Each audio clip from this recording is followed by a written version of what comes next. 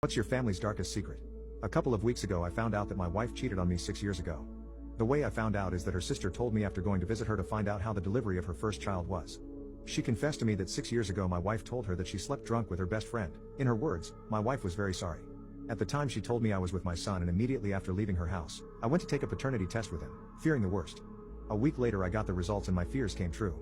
My son was not mine, and for some reason, I began to see the boy differently, more as an acquaintance than a son. With proof in hand, I confronted my wife at night when the child was sleeping. She asked me who told me, and I simply told her that it was none of her business, although obviously, it would not take long to connect the dots that it was her sister. Well, that is not my problem now. Regardless of that, I asked her for a divorce, which is now in process. She was devastated. She swore to me more than once that nothing would happen with anyone again, and that she has been faithful to me in body and soul since then. I held back the urge to insult her to avoid complications during the divorce issue, not believing a word she said, mostly blaming the alcohol instead of taking the blame herself.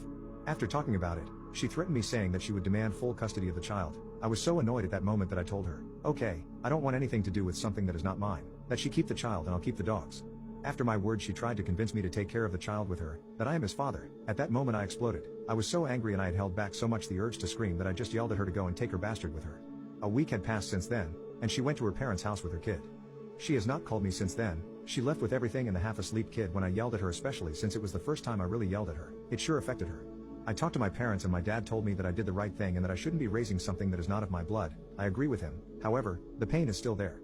I am currently seeing a therapist 3 times a week, who told me that I have already taken the first step, which was to leave behind what causes me pain. It just hurts to know that my family no longer exists.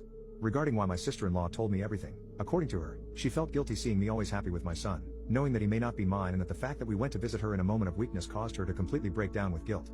I don't know how true that is. I just know that right now I feel tremendous hatred for my wife and a feeling of pain and resentment for the child. Not even 3 days later my ex came to my house and asked to come in. I went out and met her at the door. I told her that she was not going to set foot in my house while I was here, and if she was going to say anything, let it be at the door. She practically